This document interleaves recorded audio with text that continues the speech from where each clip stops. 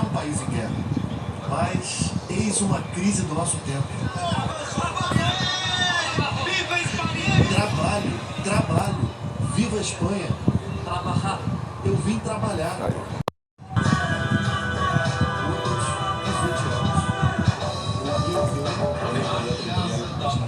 Foi uma violação da integridade territorial da Espanha, disse o primeiro-ministro espanhol Pedro Sánchez. Ele responsabilizou as máfias de tráfico de pessoas, que, segundo ele, enganam muitos jovens. As autoridades atribuem esse fluxo inédito a uma decisão recente da Suprema Corte da Espanha, que proibiu o retorno imediato para Marrocos de imigrantes que cheguem pelo mar. A entrada massiva de marroquinos no território espanhol instaurou uma crise violenta no diálogo. O governo da Espanha enfrenta agora uma pressão forte de tudo que é canto. O presidente americano Donald Trump classificou o episódio como uma invasão facilitada por leis muito liberais. O governo italiano suspendeu temporariamente a livre circulação de pessoas na Espanha. Com isso, espanhóis que chegam à Itália devem ter que passar por um controle mais rigoroso de documentos. O governo espanhol mandou as Forças Armadas para a fronteira e disse que 48 mil pessoas já voltaram para o Marrocos. O Hassan El Harak queria o futuro da Espanha. Eu não vou voltar para o Marrocos. Não quero. Na faixa de Gaza, eu vou as condições para o fechamento anunciado ontem pelo presidente dos Estados Unidos. Donald Trump disse hoje que Israel está muito feliz com o acordo. Mas o dia seguinte ao anúncio do plano trouxe mais dúvidas do que certezas sobre a viabilidade do acordo. Trump não respondeu à pergunta da repórter sobre o que ocorreria primeiro, o recuo das tropas israelenses ou a entrega das armas pelo Hamas.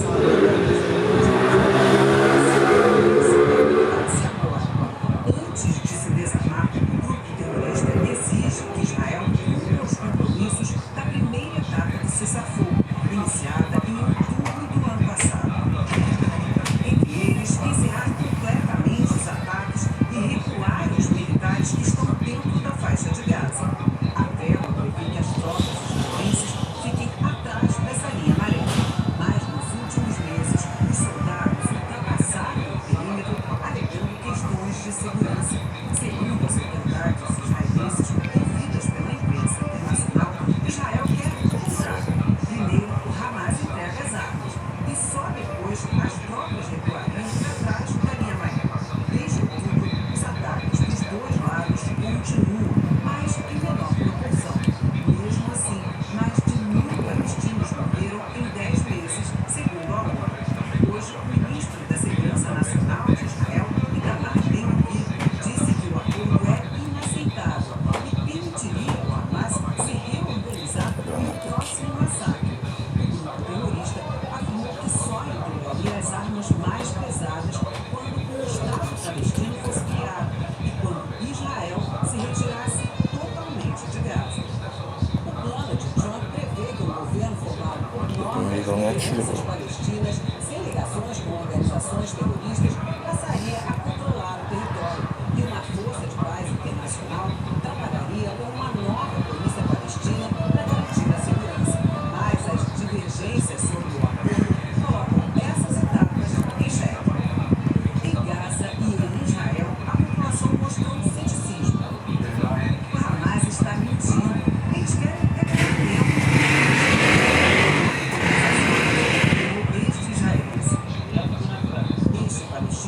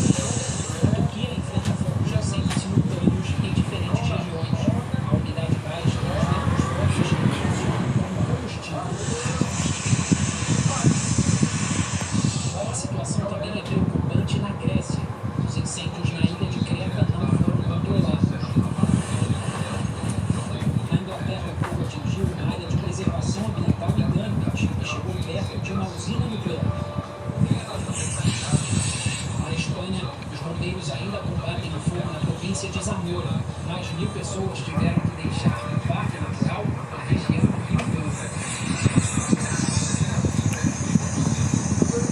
Já no sudoeste da França, o cenário melhorou. O maior incêndio que se aproximava de Bordeaux foi controlado e as autoridades liberaram a volta para casa de mais de 140 mil moradores. O comandante dos bombeiros de Cabo Ferret disse que ainda há vários focos pequenos de fumaça espalhados pela região.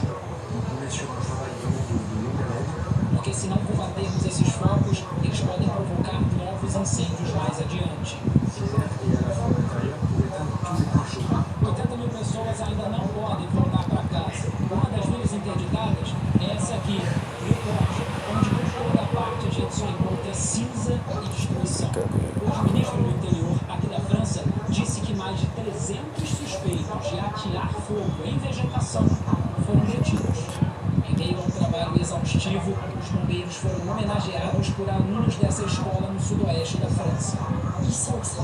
A Amandine disse que os últimos dias foram estressantes, mas as crianças ficaram felizes em ver que a casa delas não foi destruída pelo fogo. E fizeram questão de agradecer aos bombeiros e voluntários. O governo da Bolívia deu início ao projeto que vai criar um novo corredor rodoviário no Brasil, de forma a integrar ainda mais a Costa da América do Sul. A pequena cidade boliviana de San Ignacio de Velasco faz fronteira com Mato Grosso e hoje completou 278 anos. Durante os festejos, recebeu autoridades